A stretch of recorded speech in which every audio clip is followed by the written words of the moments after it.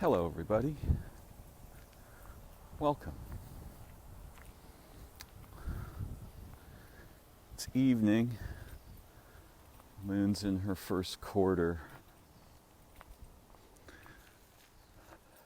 Every time before I begin making a recording, it's funny, I just walked by a building that said, "Hi, you are currently being recorded."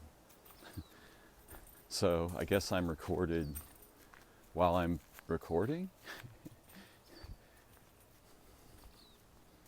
But yeah, when I first begin, sometimes I have a clear map in my mind of the terrain I want to wander in.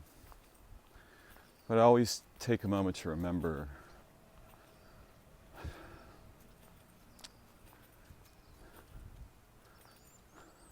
actually, I'm taking a moment now to remember all of the beings who have ever lived on our world and strove throughout their lives to nourish and heal and sustain the world. Those people and animals and living places and creatures in which what I might call the original mission was still alive and bright and powerful.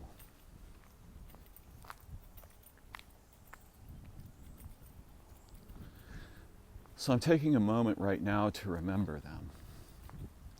All of the people, countless lives in various different versions of this world over time, who ached for the sake of beauty and not so much truth, which has become a value-laden word in our time, but something more like communion, unity, remembering,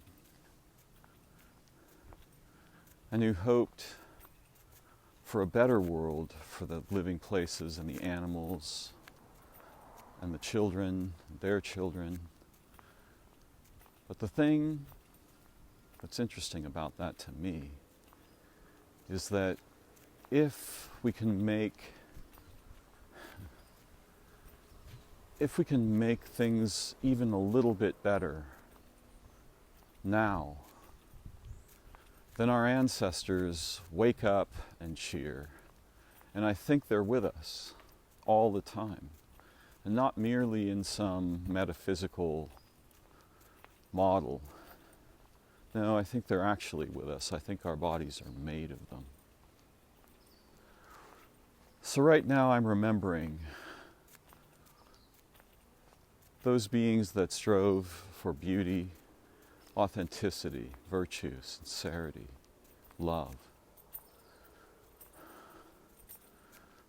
To raise the water that raises all the boats. And I'm honoring them in my heart. And you might even say I'm invoking them to walk with us and think with us and see with us together right now.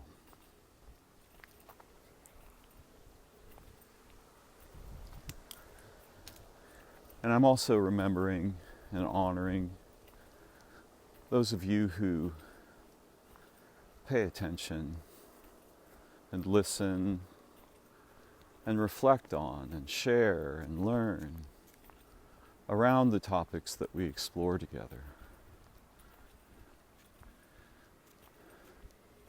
And though I often present perspectives that I find redolent with insight and opportunity for seeing and learning and understanding,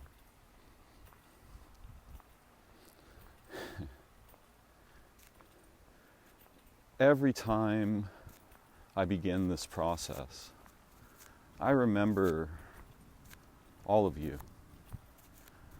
And I wonder, what's in your heart? What's in your mind? Why do you come to listen? And some of you listen to everything I do, and others come and take a sample. And probably don't find anything too juicy in that little sample. But I'm trying to change the way I understand what it means to be alive. And I'm trying to see through the strange, prisoneered representation of ourselves and the world and relationships that we all struggle with. And I've been lucky enough a few times in my life to have staggering insight, which I will say is similar to imagining, but much more like a form of memory. It's not as if I'm discovering something. It's as if I'm taking the occlusions away, and then I remember, this is familiar. This is a better way of seeing.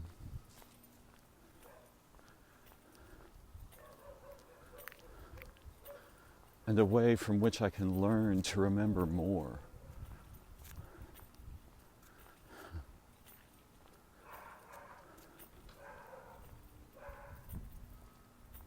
Many of the ancient philosophers sang the praises of memory, and surely their memories,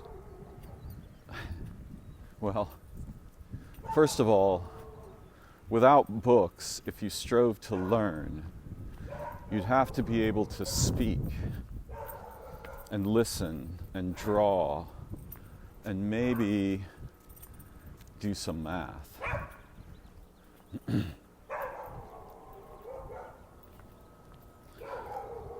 So because they had no recordings,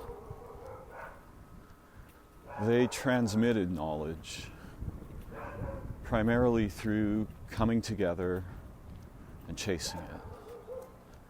And starting with that agreement. The agreement among a group of people to try to remember. To give birth to the memories in us that are by no means merely human.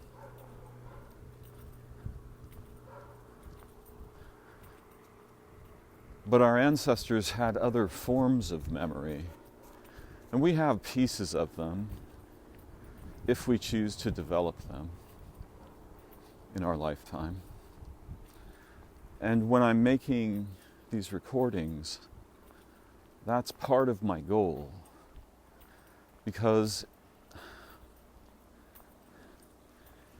if I don't imagine the minds of others with my own in sacred quest for understanding and awareness, for intelligence, for creativity, for insight,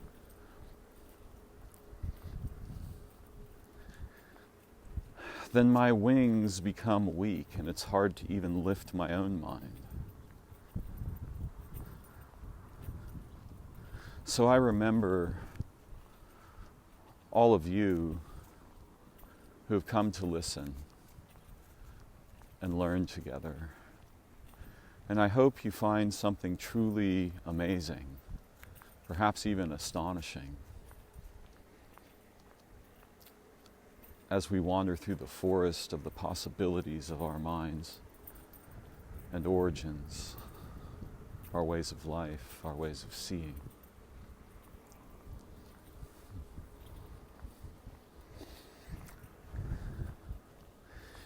It's common for us to suppose And most of what we're taught in academia, with some brilliant exceptions, supposes that our ancestors were essentially the same sort of humans we are.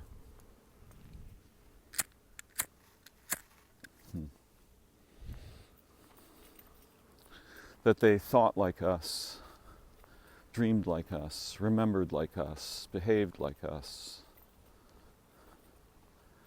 and ached for awakening like us, ached for liberation.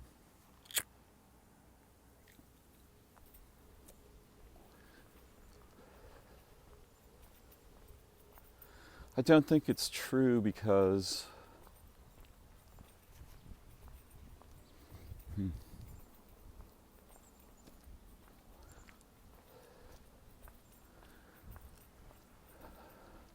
the infinite potentials of our existence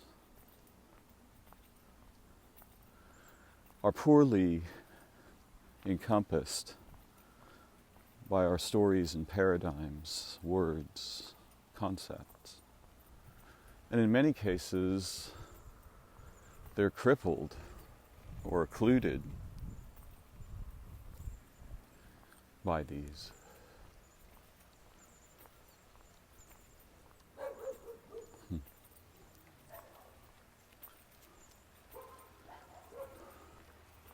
And I think that it's very likely that the human minds alive at any moment on Earth form something that resembles a single body that I'll call the cognitium. And it has endless forms of connections. It doesn't have only the connection of speaking to one another, writing to one another, reading, seeing.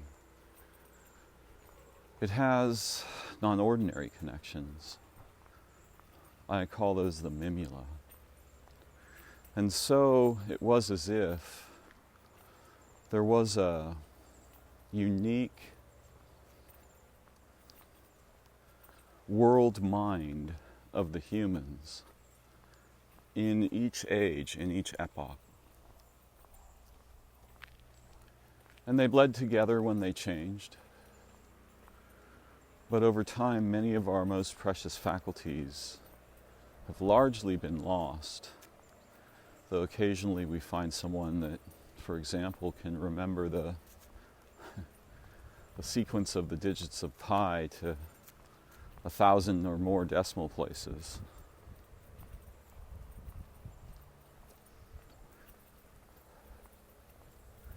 In other words, we see hyperbolic, narrow superfunction.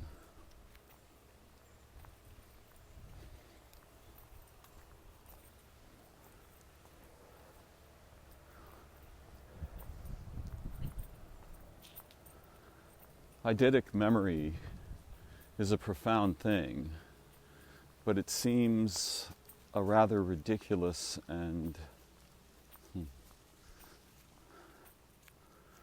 how shall I put it? With a memory like that, imagine what we could do with a resource like that. Who we could become.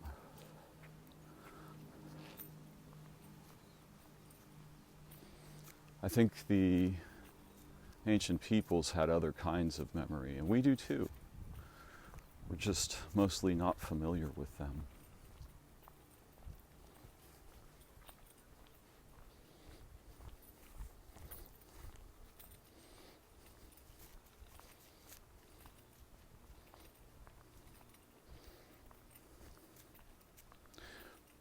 Throughout my life, certainly since childhood, I paid close attention to anomalies. And it wasn't that I wanted to prove the adults wrong, so much as it was that I doubted their certainty about words, naming things, models, maps, concepts,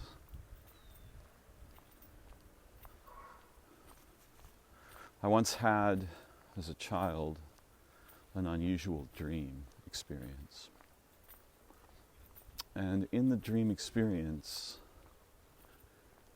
I became a ball of green light, and I floated up out of my body, but I was in my bedroom. And I made a circuit, how ironic, of the bedroom as a ball of green light. And I could see my body on the bed. Actually, I'm not sure if that's true. I think I just supposed that that was true. I can't actually remember. And I was extremely concerned about one feature of the room. I could see the wires in the walls, and I was very concerned about the electrical sockets. I don't have an explicit explanation for that, but I felt that there was something very dangerous there.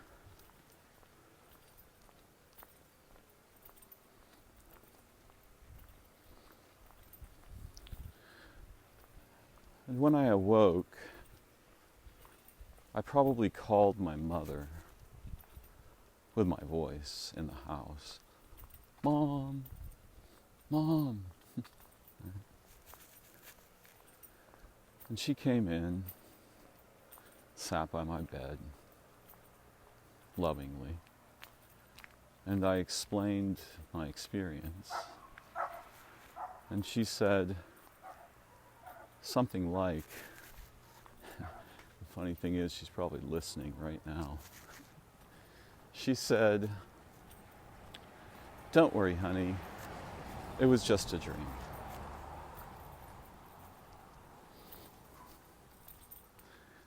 And over the years, my memory may have modulated. Memories often do. So I'm not claiming that I remember precisely what took place. In fact, to remember precisely what took place would be impossible, because it would mean you'd have infinite understanding of a situation that you remember. Though it's relatively easy to describe a sequence of happenings or events. So my mother was sitting at my bedside, and I felt like I had just become something that was supposed to be impossible.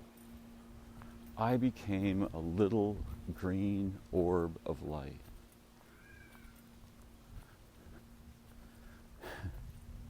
Now, something strange must have been going on for lots of reasons. But how did I know that I became a green light? And actually, I'm not sure it was an orb. It might have been like a cloud. So how would I know that? Why would I think that or say that if in fact I wasn't seeing the whole room? How did I know I became green?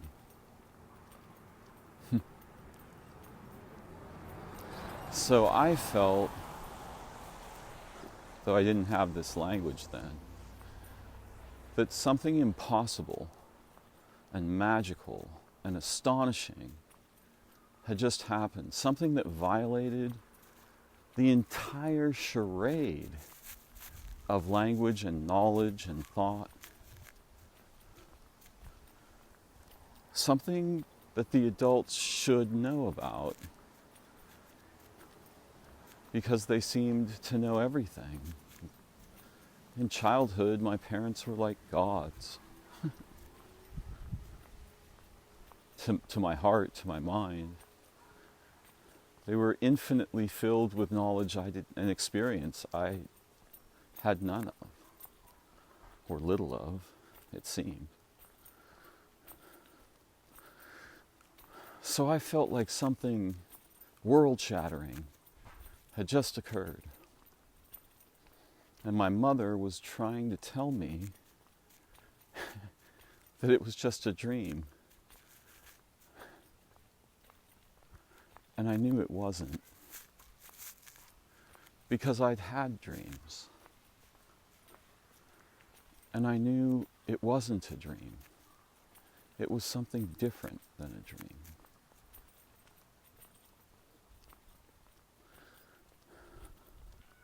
To my mother's credit, she may have known and been concerned about possibilities. She may have had experiences. My father certainly did. That were not dreams, that happened when you're lying in bed. And perhaps she felt they were dangerous. But what could be less dangerous than rediscovering our actual nature, our faculties, our senses, our abilities, not as humans, as beings.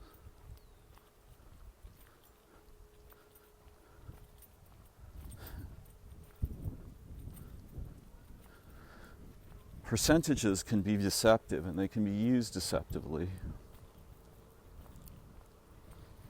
But from probably most of the important perspectives, 9/10 of us isn't merely human.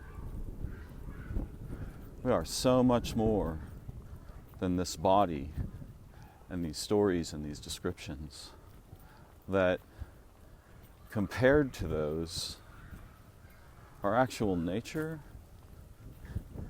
it's not merely infinite, it's explosively infinite. But something inhibits us, most of us, when we're awake, from remembering.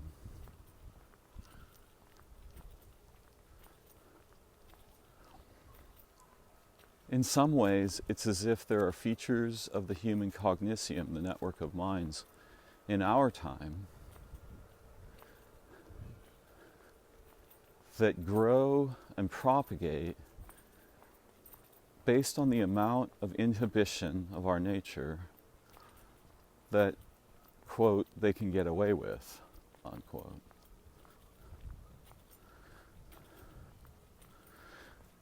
And this leads into the direction where I talk about the processes that inhabit the network in our time, and thrisps, and so on. But I want to avoid that. It's a bit too lectury. Do you remember a dream you had that you knew wasn't a dream?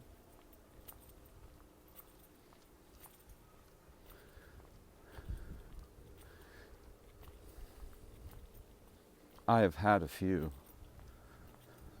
and even the minor ones are fairly profound. And the major ones were world-shattering. Returning from those experiences, I knew that I am not merely human, and I am not merely this body. Not by a long shot.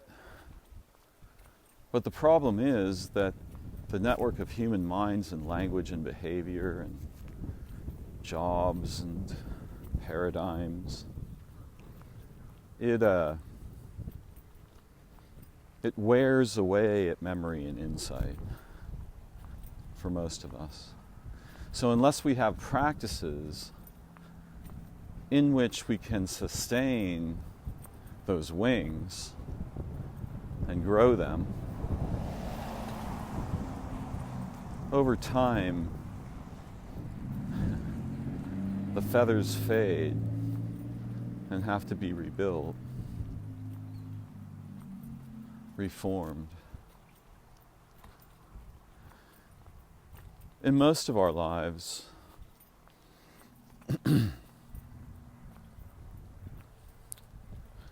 well, you see, here's the problem. To be a modern human is to be layered for most of us, though each person's unique. We have something like a public face,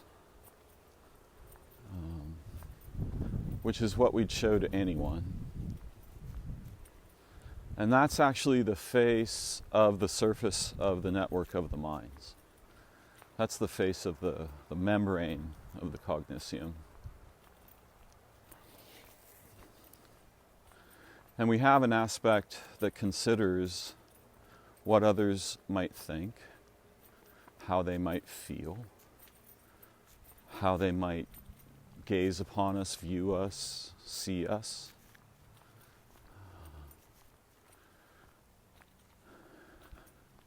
And sometimes when we're alone, if we become very self-conscious, for example, we may go over and over an interaction that we feel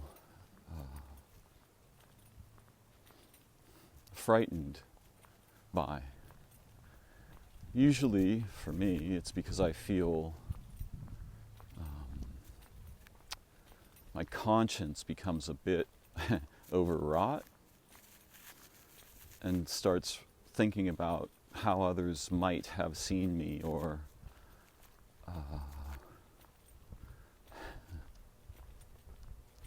how they might have interpreted what I said differently from my intentions, or where I actually made some kind of mistake. Oh, I'm being recorded again.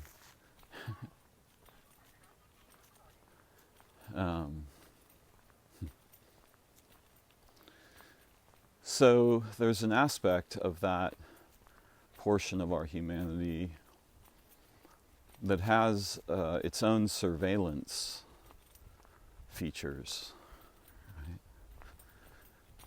We can surveil ourselves, so to speak, and think back over our experience, behavior, and the politics of human interactions.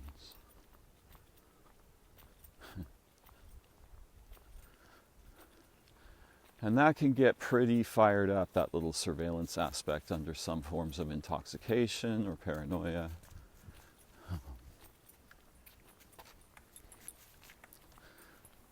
A very uncomfortable feeling.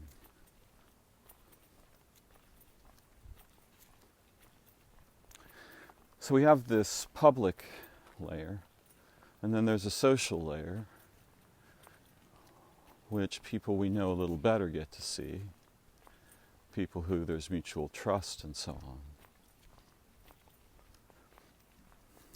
And that has a few gradients, right? There's the difference between an acquaintance, a friend, and someone we're bonded with, a close friend. So the public, the social, the private, these are things that are reserved, features of our interior and thought that are reserved for very close relationships, such as those we might have with lovers, to some degree with children, our ancestors, our family. So that's a private layer. And underneath that, there's a secret layer. And the secret layer, some features of it are known to us, but we may not be conscious of them. They are feelings, inclinations, attractions and aversions, behaviors perhaps in some of us that we would never tell others about.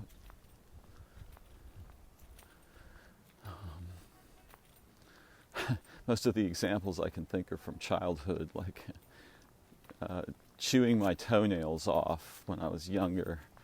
Instead of clipping them, I would just bite them when I was a little kid. Seemed perfectly natural to me, but I didn't go around telling people I did it. right? Though with close friends, we probably discussed it. Hey, do you do this? Do you bite your toenails? I guess I must have been pretty flexible when I was little. But there's a secret aspect. And part of the secret is the human part of us, human, feature of this big bubble of us that does and thinks human ways. But most of the secret isn't stuff we did that we wouldn't talk about or things like that. Most of the secret is the ways we're more than human. And actually, we should flip this Matryoshka doll around and put the tiniest doll as the public in the center, a bigger doll as the social, a bigger doll as the private, and a doll the size of the universe as the secret.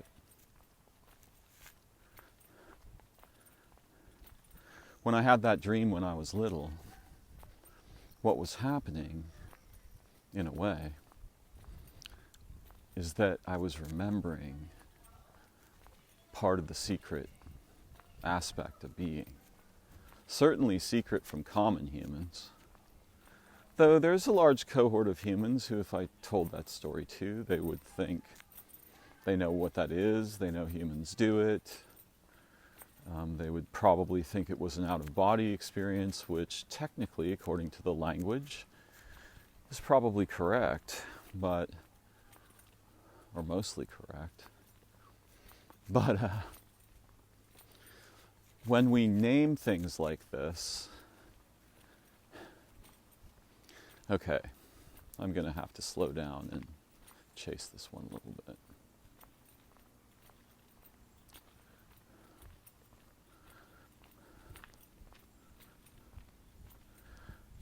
There are exceptions, but mostly humans use naming, moderns, English speakers. They use the naming of objects for a variety of purposes, but one of them is to snip off identity. That is a car.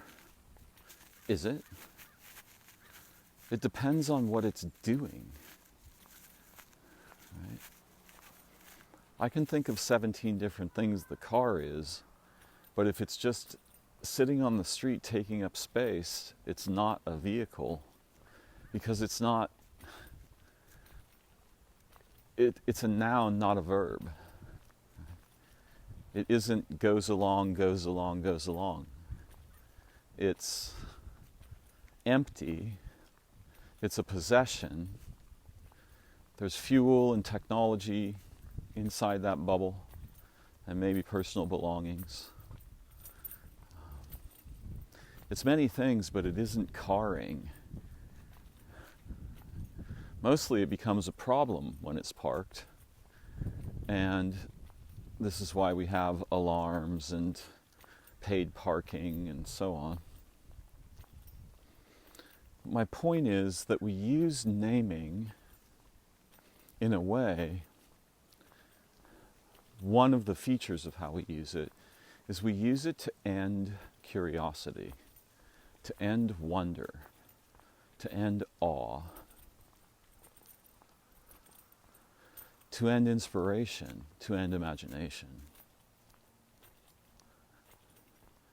And in a way, if the people would say to me, if some people I was with would say, oh yes, this is familiar to us, we know what it is, that what word? My hackles would rise up right there, I'd get itchy. Because they're going to snip it off and make it into a token. And then they would say, you had an out-of-body experience.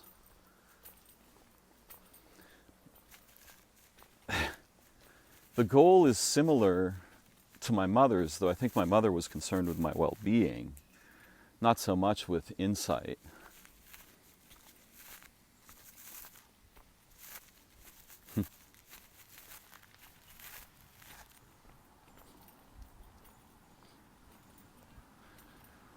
What they would be trying to do is to capture it with a label. And while, just like other modern humans, I do this all day long. I say, oh, that is a this. It's not really true. And to hold something in one's mind, whatever we hold in our minds, in the hands of our mind, and it has more than two, strangely, we become the reflection of that. And this is why the language of identity can be so devastating to us.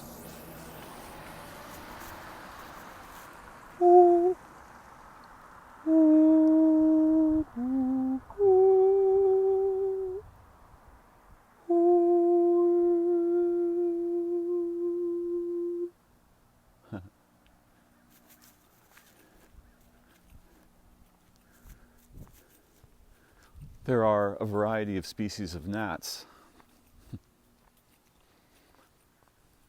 here, and a few of them respond very dramatically to music, so you can actually almost play the flight patterns of the gnats as if they're a musical instrument. They change their flight patterns and the swarm form differently according to different tones. So are those then gnats? Are they just gnats? It's just some gnats, Darren. I can hear public people, even social people, saying that. They're just gnats. Ooh. Ooh. Oh.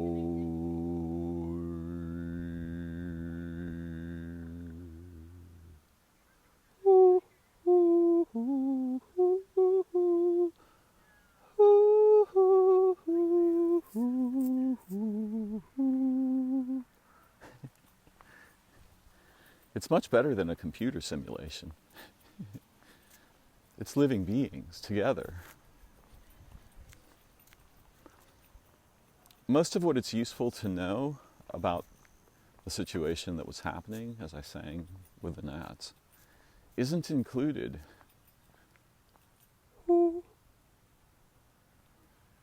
in Darren Sings to Gnats. It's not in the language. You won't find it there. You might imagine Darren singing or emitting tones. You might imagine things about the gnats. But what's actually going on there has very little to do with that description.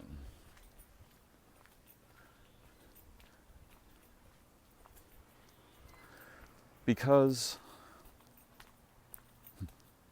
it's relational. And so it has many dimensions of form and character and movement and development that aren't found in nouns.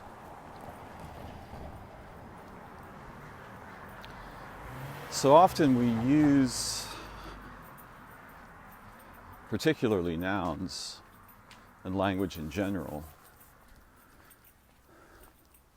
to silence the imagination and to settle the matter so that effectively we can now ignore it, become very bored, and go watch television or, whatever it is we do when we don't know what to do with ourselves. Don't know who to be with ourselves. So the people who'd say, oh yeah, you had an out-of-body experience, while not wrong, all that would do is categorize it and in a sense normalize it.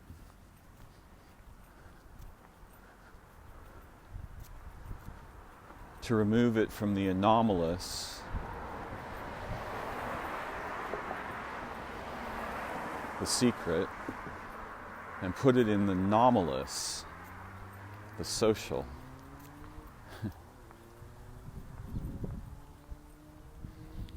But what if we leave it in the secret?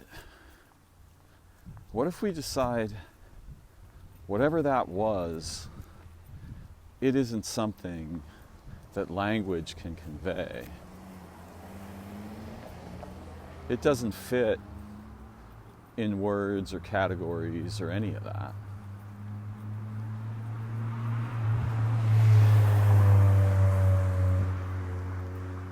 Because it comes from a place before them. And I would argue that most of what's truly beautiful and important, profound about being human, comes from that place.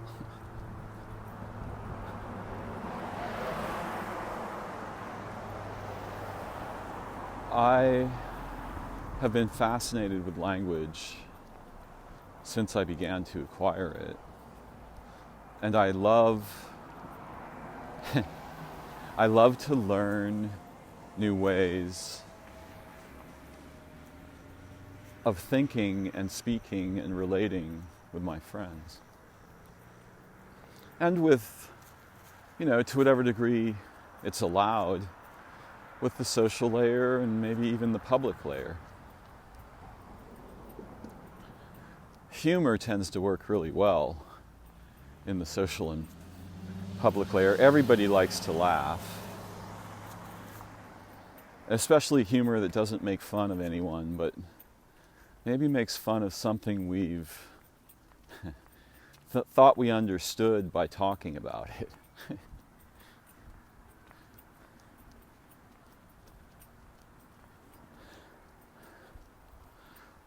In a way, language is the first technology.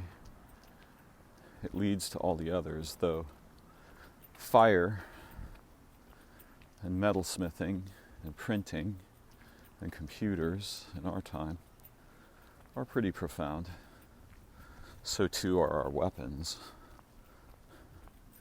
If you surveyed living planets that had what we think of as intelligent life, because all life is intelligent. But if you found living planets, and we could go visit 10 or 15 of them, right?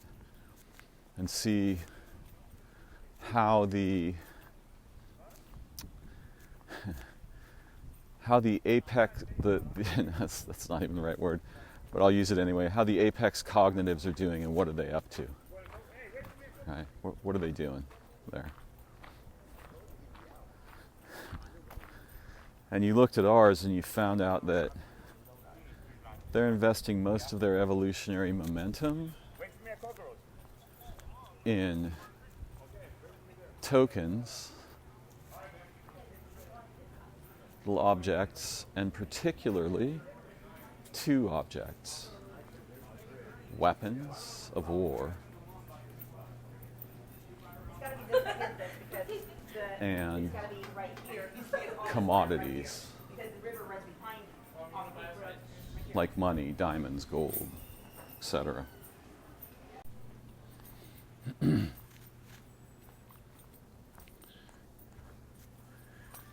If you could see 10 or 100 such worlds, and particularly if you were able to observe them from a perspective that allowed you to scroll forward and backward in time.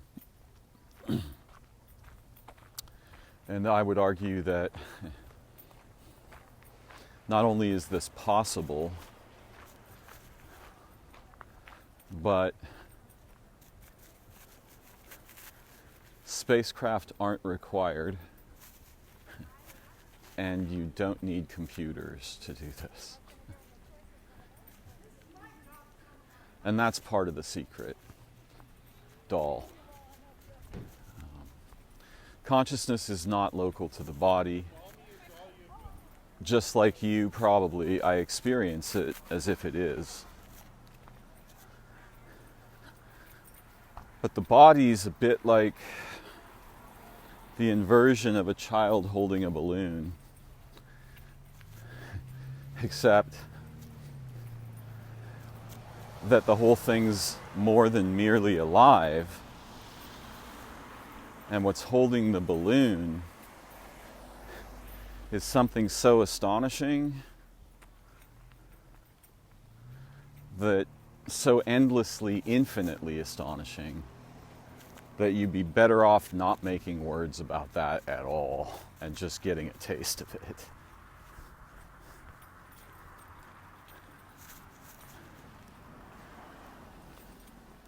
But if we could observe many living planets and watch them over time, but even if we didn't, if we just went at some phase of their development and then came back later and looked again, and we saw animals doing what the humans are doing, we would know immediately that that game leads to dead planets. And it's probably done so here, and it's probably done so even in our layer, the sort of layer of the dimensional layer that we inhabit. Because I strongly suspect that there are many other layers in which the Earth is there, but is a different thing. Jupiter's there, but is a different thing. In any case, if we watch the planets, and we came to this one and we saw, what do the humans invest their evolutionary momentum in? It certainly isn't intelligence.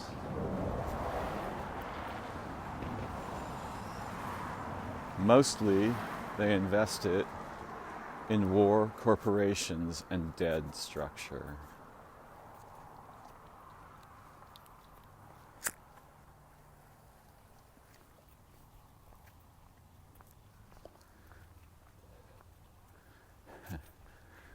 And for myself, and though I have some perspectives on the question, I have to wonder, how could anything possibly go that badly wrong?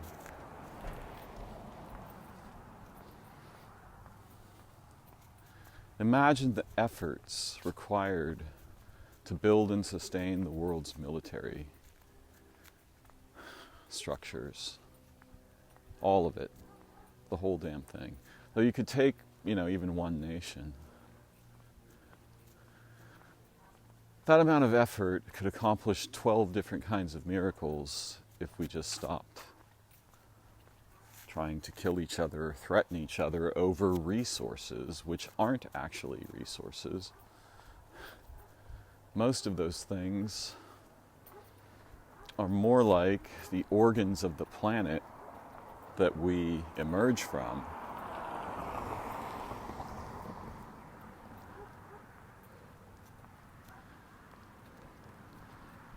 Surely there are planets on which this doesn't happen. In fact, personally, I know there are planets on which this doesn't happen, for I've seen them. But there are planets where the apex cognitive invests its evolutionary momentum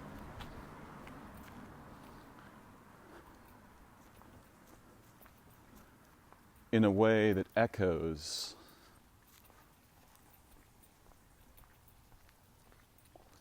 what all the organisms on the planet are doing together.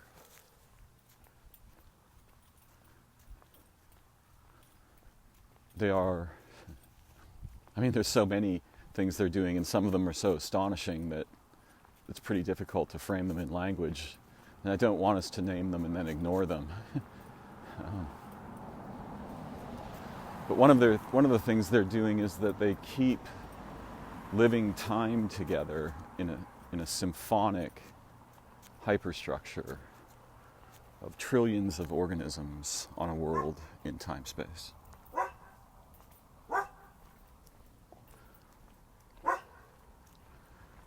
And from a really useful perspective, there's just one organism here. Everything here is one organism that takes many forms. and so produces the potential for complex unions of organisms by doing this.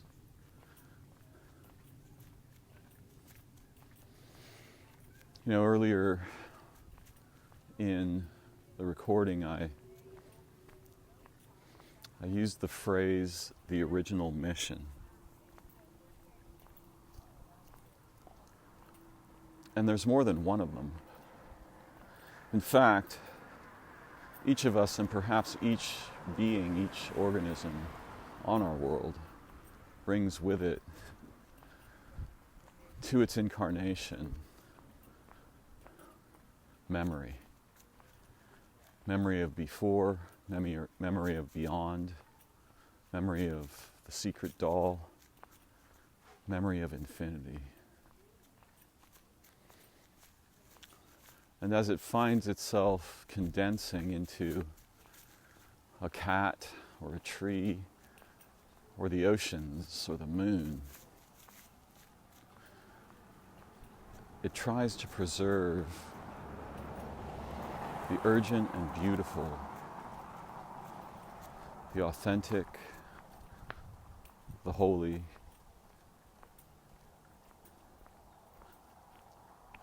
the miraculous.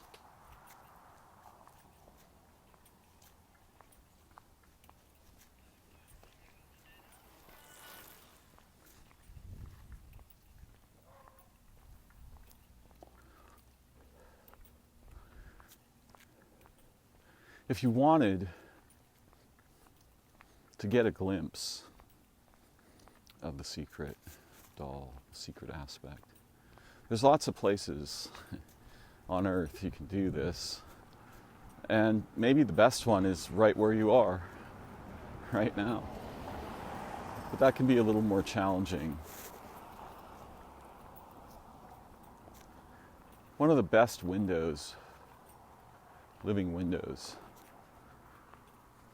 to the infinite we are and come from is the eyes of our children.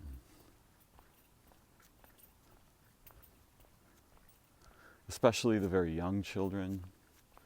Their eyes are shining with memory. Not speech, not description, not maps and models. The memory of origin.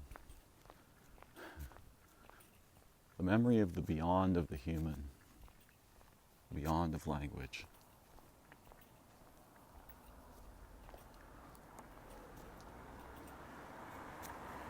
And those memories are infinitely more powerful than any technology.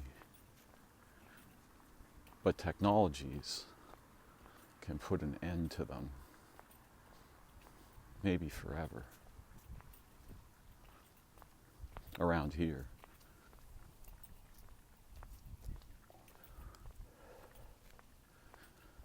There are worlds in which the apex cognitive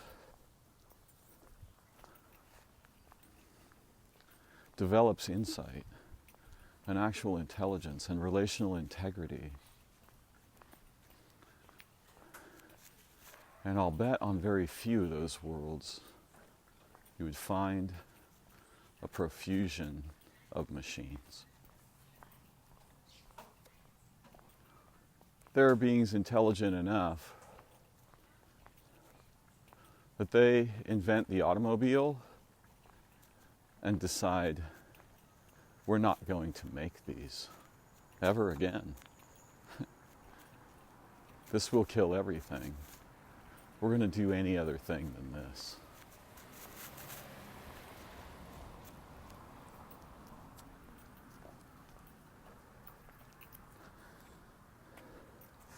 Our actual nature is so astonishing that if we could but glimpse it, we would leave the realm of language and representation mostly aside and alone. We'd give it up. Because even in this moment as I'm walking and speaking, there are 1,000 living timelines, 1 million, 1 billion endless billions of them in me, condensing as me right now. I'm just usually busy and beep bop, get some lunch, do the thing, write the check, blah blah blah, chase the money, read the book. That I become insensate. I can't feel and remember them. But every single thing we think and everything we do and our behavior, our communications, they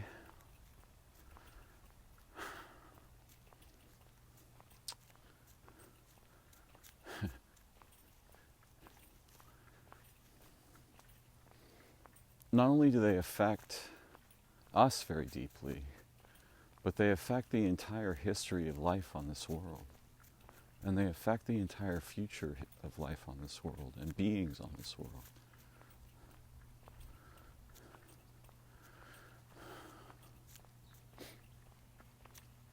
It's so easy to forget that although we're not gods,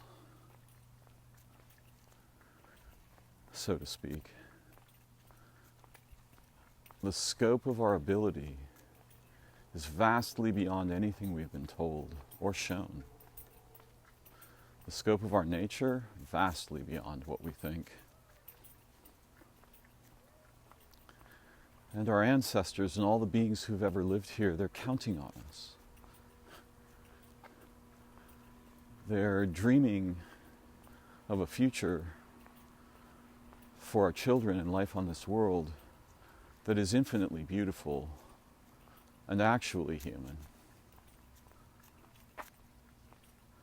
and isn't an ugly doll formed of tokens and objects and money, commodities, resources. They're counting on us to step up and remember the original missions together with each other, for this planet. And those missions are more trustworthy and beautiful than anything you can dream up in thought. They're not religions.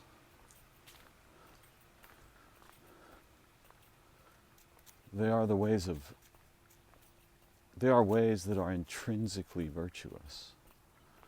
They're not virtuous because they match some standard or declaration or law or rule. They're virtuous because they recall and revivify memory, relation, communion, unity.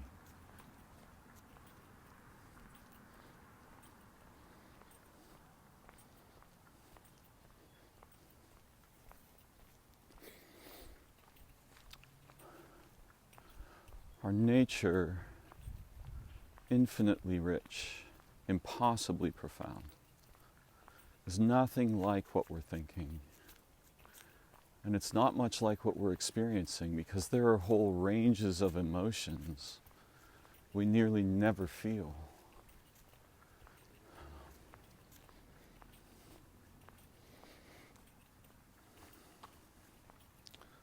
A friend of mine wants to attempt to tune a piano, which I think is a job best left to piano tuners. But since he's bold and intrepid and intends to do it anyway, try it, I'm going to give him a hand. But I was thinking today that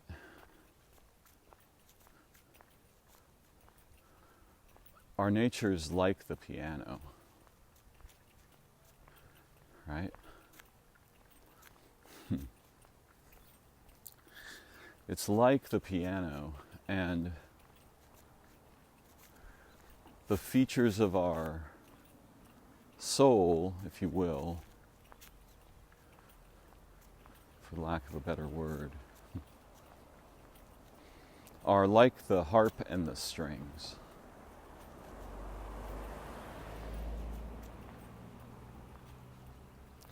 I don't know how many strings there are. first 2 or 3 registers have 2 strings, and the remaining, so it's 88 keys. The remaining registers have 3 strings each. And what I didn't know is that the harp of a concert grand is under around 35,000 pounds of pressure from the strings. I guess the pressure on them is like 160 to 220 pounds each. But our nature's like those strings, and when it's also our nature's like the piano, right? Is it still a piano when no one's playing it? But what happens when someone comes to play? Then everything transforms. And I'm trying to remember how to play the piano of my soul in a way that's deep and virtuous and beautiful. A way not only that I trust, a way I know to be.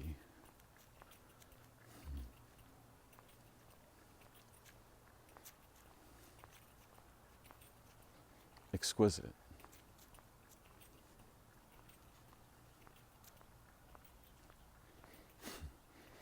Most of our poor pianos are wildly out of tune, and everybody's trying to tell us how to tune them up.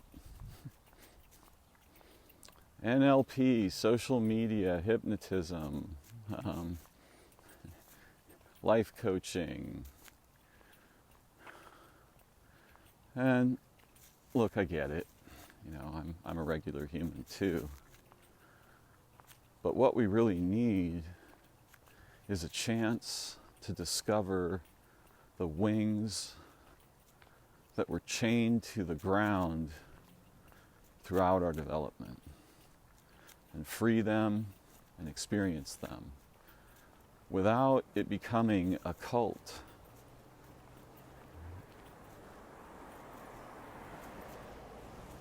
Without it becoming a gang, a religion.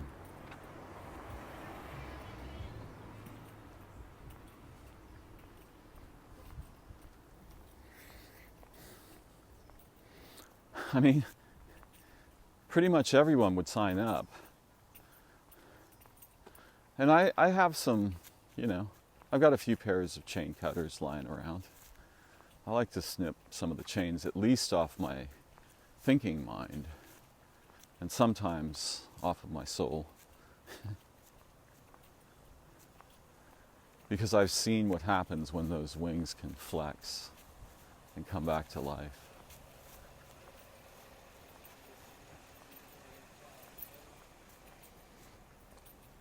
I've had a few chances to fly.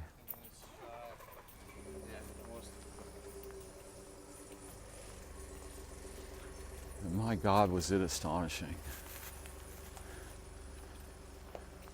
In those moments,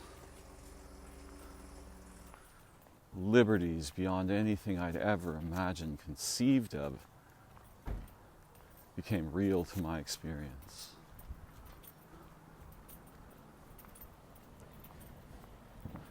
And mostly, they were liberties of adoration and liberties of insight.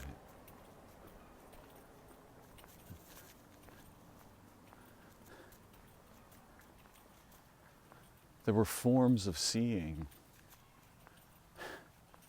available to my waking mind that I certainly never believed I could have any experience of.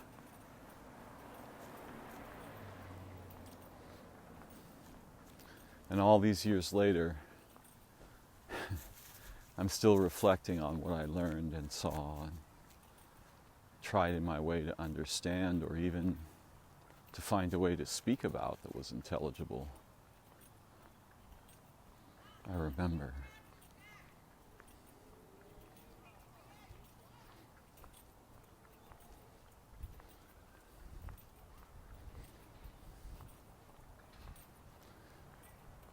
It's easy to get bogged down in the tiny part of us that lives in the representational layer of human activity.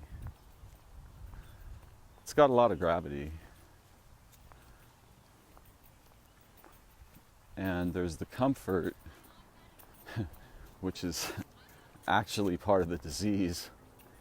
There's the comfort of thinking we know what is going on.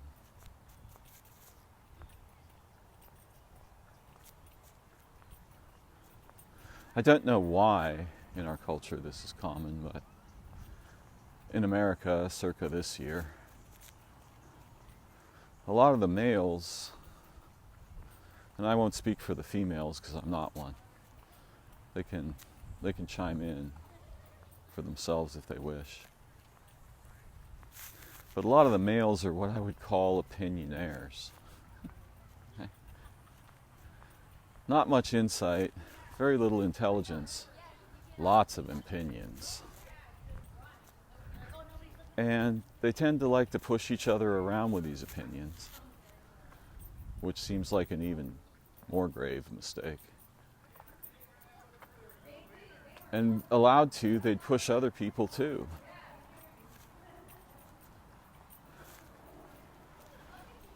It's almost like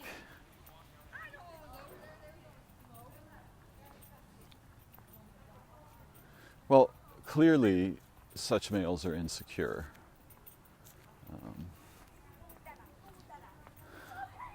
But they might not admit to that.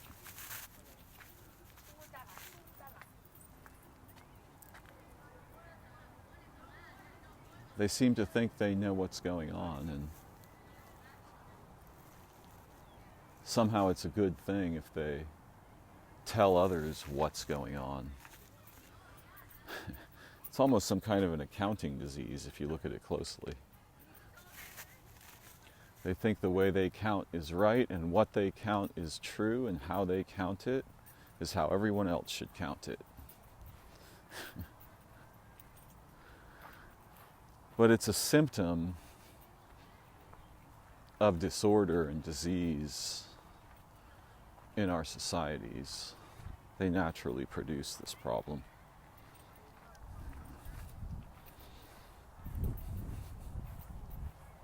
Even our educational systems are pretty grim, even where they're good, because they're mostly there to elaborate the narratives and technologies that have become dominant. And as you can see, somewhere between few and none of those is lifting the water that floats all boats. That's what the organisms do, left to their own way of being organisms. They naturally do that all day long, just by being bees and trees and whales and badgers and beavers, dolphins and octopuses, spiders, praying mantises, squirrels.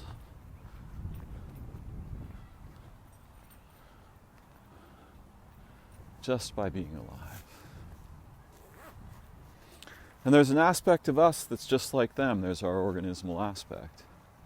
But just by being alive, you're actually probably accomplishing 19 miraculous things per second that heal time in the world, bring it back together, organize it, structure it in a way that's livable. But unfortunately,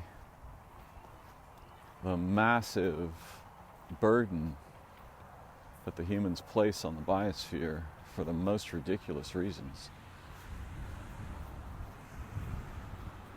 pretty tough to affect that mess directly. If you pull plastics from the oceans, they'll just produce more plastics.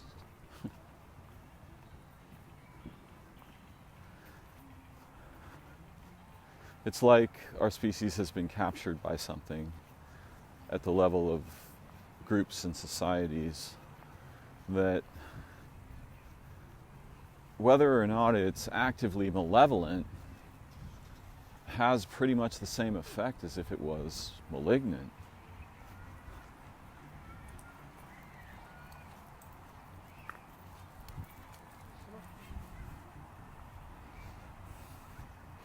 And there's various kinds of medicine that will cure that. If the humans aren't careful, they're going to get some of the dark kind. Well, they're going to get some of the dark kind anyway, even if they are careful.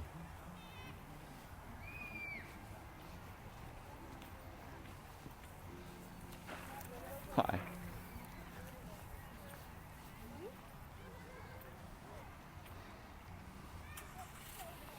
It's very difficult to be optimistic about the humans or our world in present time.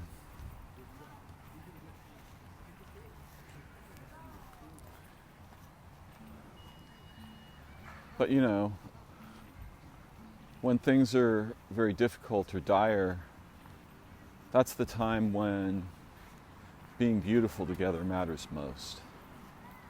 That's the time when remembering the original mission, to whatever degree we may be able to recover it, that shines a light that heals us, each other, and the world. And no matter how dire it gets, mostly as it gets more grim, acts of beauty and intelligence become vastly more valuable, if we're counting that way. And there's some good reasons to count that way.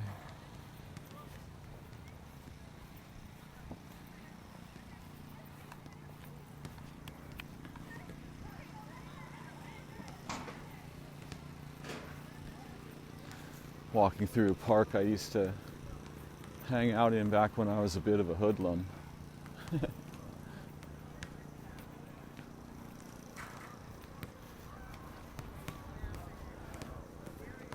People are playing basketball, shooting hoops anyway. There's some white cheeks here. Not sure if I remember their name in Blackfoot, but I think it's Opspini. Though I'm probably, I doubt my Blackfoot accent is very good.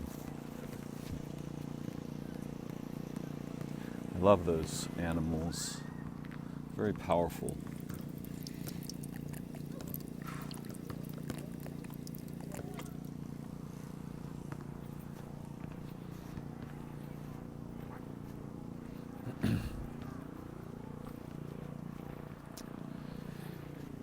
You know, sometimes when I'm speaking, I can imagine the critical voices of others, right?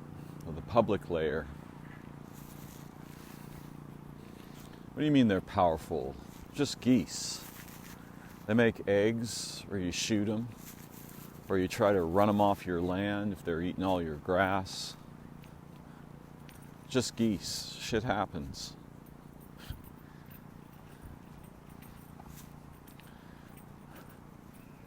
And that's what a mind looks like when it collapses completely into representations and believes them. When I see those beings, I know they are more than merely a people, but they are at least a people. And they are ancient and profound. The living histories of their ancestors and their ways of life are alive in them.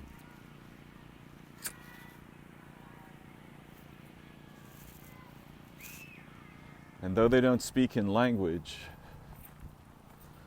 they can speak directly to a human mind, just as if they were a person.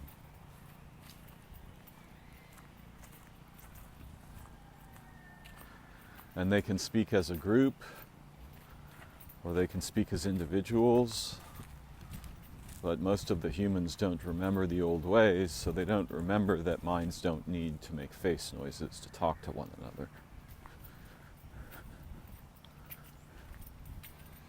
And in fact, by the time you're making face noises, something really terrible has been going on for a long time.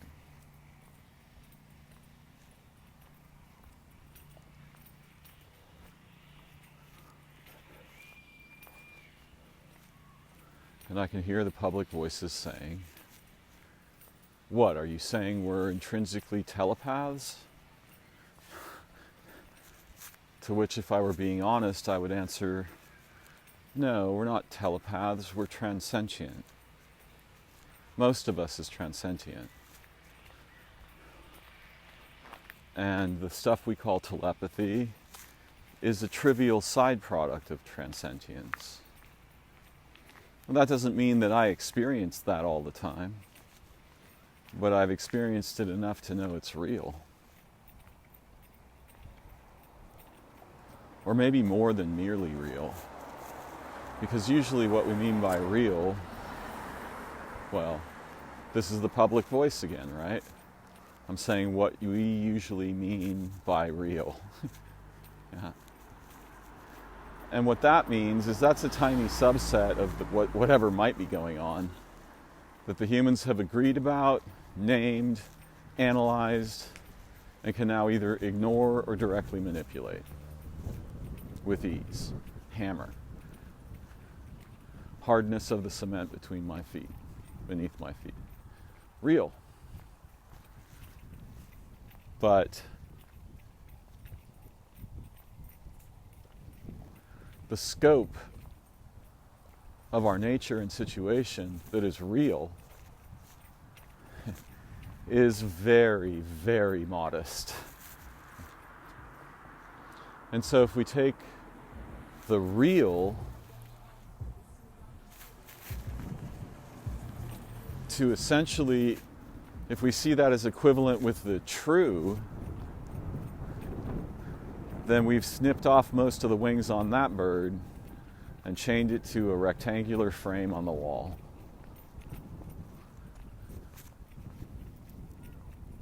So yeah,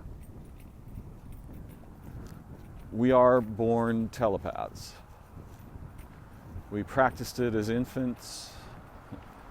Mostly our mothers, but sometimes our fathers were sensitive enough to get the picture. And when we couldn't get them to hear our minds, then we made noises with our mouths. Because they would always hear the noises with our mouth. Doesn't mean they'd respond, but at least they'd hear it.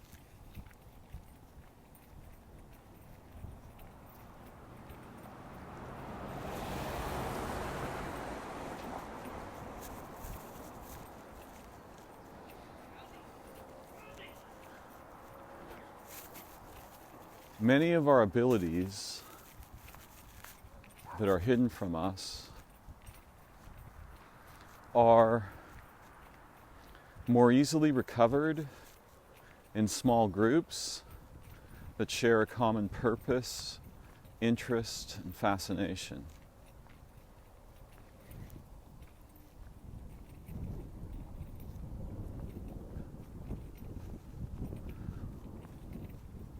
If only one other being is with us, our capacities are probably increased 100-fold if we're together, if we agree.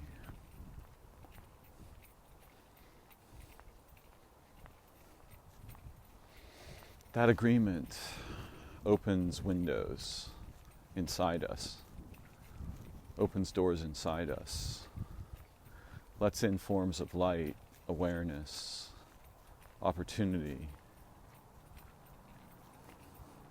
that are otherwise much more difficult to evoke.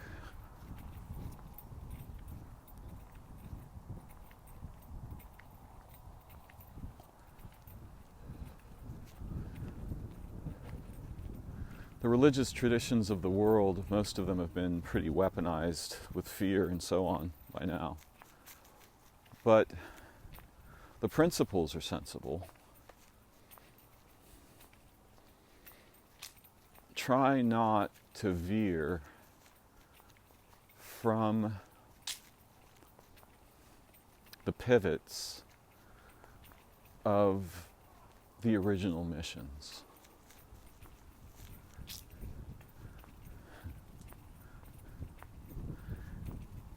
And it's not that you try to do that to avoid punishment. It's that not doing that is actually painful, harmful.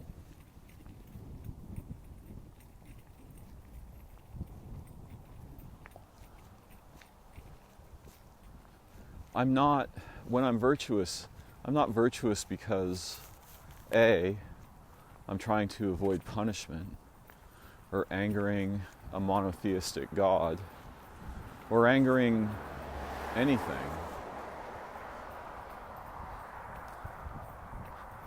It's like swimming or playing on the piano or making these recordings. I'm trying to find a way that feels like memory. I'm trying to find out what I'm carrying, what I brought to this birth.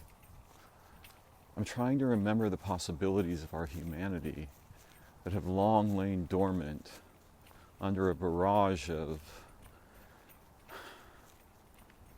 criticism, skepticism, opinioneering.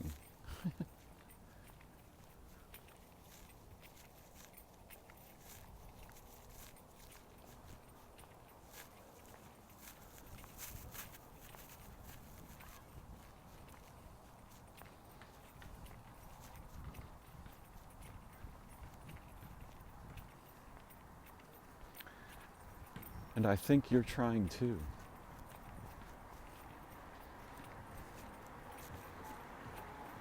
We belong to a special branch of the humans, though we also belong to the whole dang tree.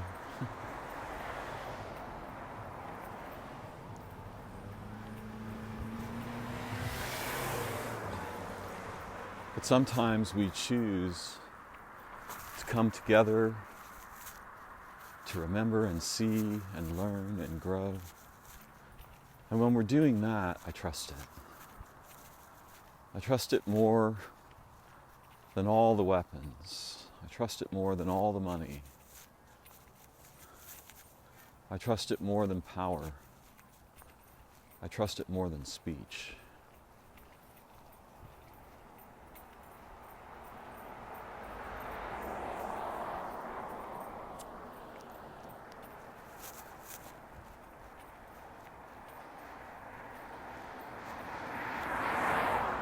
Each one of us carries within us the entire history of this world, all the beings and peoples who ever lived here.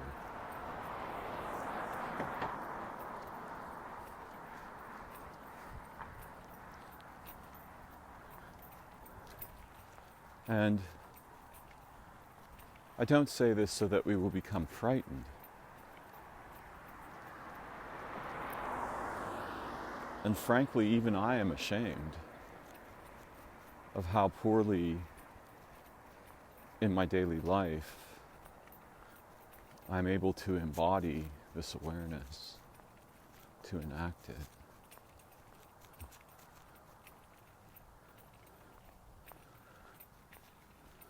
But in making these recordings, I'm making the attempt.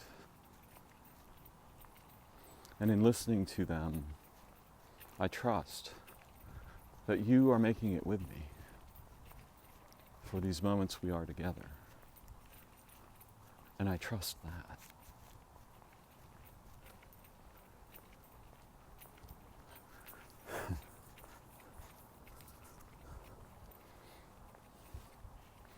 I always thought, though I wasn't conscious of it till I was a bit older, maybe a lot older.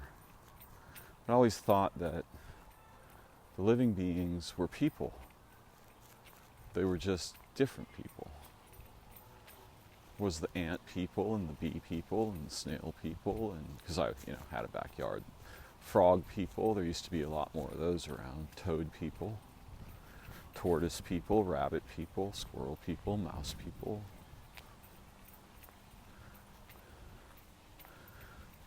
And there are many features of insight that are so useful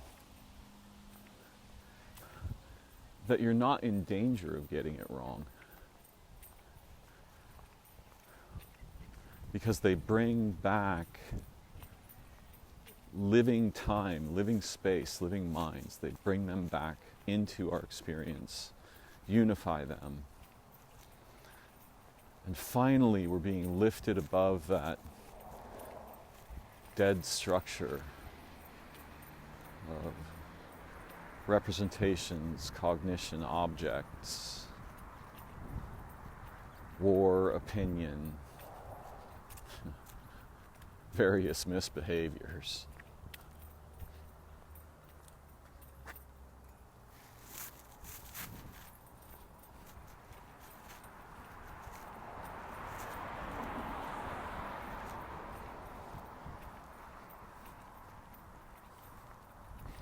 And that changes everything. It changes the meaning of my own history. It changes who I am, who I can become, what I can sense, see, learn, know, create.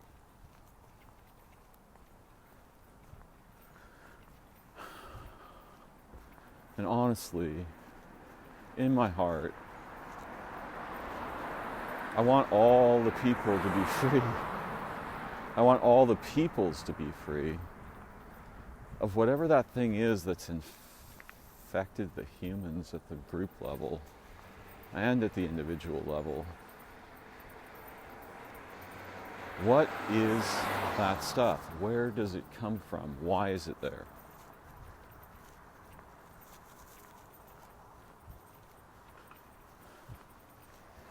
Probably most of it could be understood to originate in a simple polarity, the difference between fear and adoration, but not the kind of adoration that comes from being enchanted or asleep, the kind that comes from memory and recognition. Kind that comes from our hearts, our souls, our origins, our natures.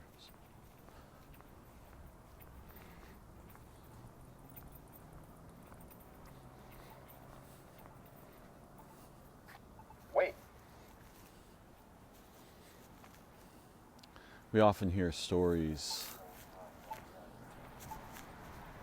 Well, actually, we sometimes hear stories of people being offered wishes. And when I was younger, we used to play various kinds of tabletop role-playing games. Dungeons and Dragons, RuneQuest, Traveler, Champions, Call of Cthulhu. Lots of different games. And it was a great deal of fun. But it was fun primarily because we could explore features of ourselves through the characters we invented. And we could do it together. But in D&D, there's a spell, I think it's just called Wish, where you get to basically try to frame in language what you want to happen. And almost everyone, if they get one somehow, they win one, they use it very poorly. They use it to wish for an object that has power. And this tends to go badly for lots of reasons.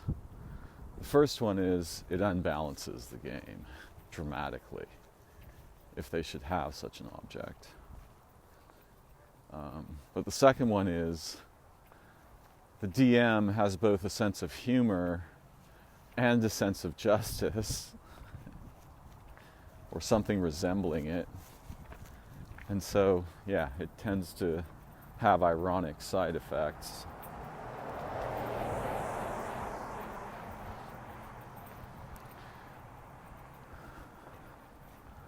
There are, though, things we all, I think, hope for.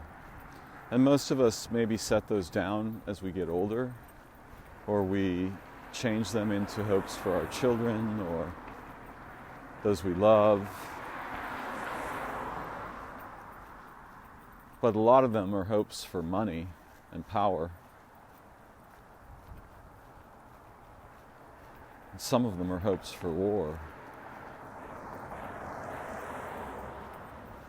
I have wishes, but I'd be mighty careful about stating one, or even, I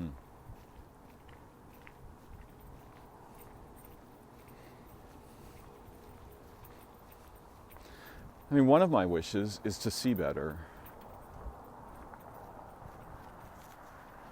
To see more clearly, to see from above, to see from beyond into my life and world rather than from my life and world into something here.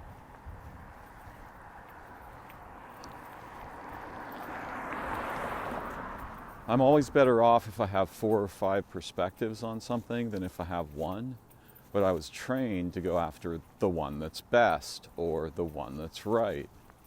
Unfortunately, the mind that evaluates that bestness or rightness is not very insightful and is more concerned with cutting things into parts and arranging them to my satisfaction.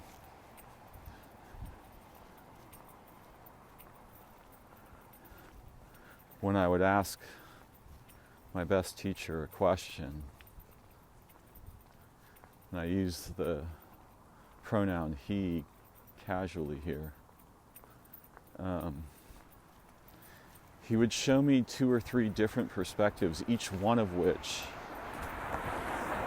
delivered incredible insight, and then he would unify them, which would deliver another shocking wave of insight, and then he would show me 3 more, or 5 more, but almost never one.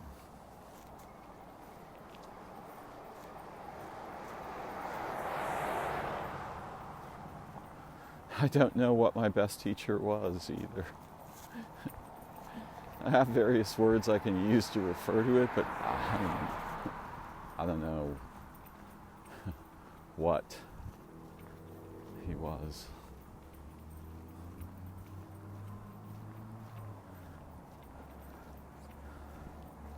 All of our question words, we have 7. What, which, when, where, who, why, and how. And I think it's playfully humorous but also important that all of them except one begin with a W. Almost as if you have to cut yourself in half and make 2 of you to chase any of those questions or answer them, right? It's a doubling of the mind. Because when we ask what something is, we're not usually asking about its nature. We're asking about its catalog token. That is a sparrow. This is a fork, right? But one of them begins with H, which is the sound of life. That sound, exhalation, makes a cloud of steam that changes form like the gnats when I was singing to them. That one is closer to origin than the others, by far. How? How did it come to be? Is really, I guess, functions are usually associated with what's. What is it doing? What is the electron doing? Not so much what is it being, but what is it doing?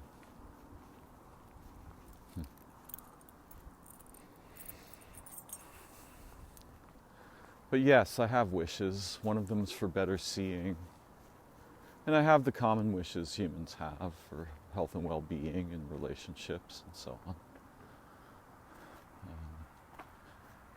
I also deeply wish to be helpful,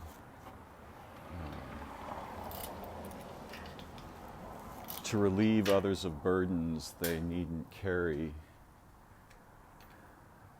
they needn't suffer, and perhaps myself as well. I hope for insight, I hope for good dreaming. But my real hopes are the old kind.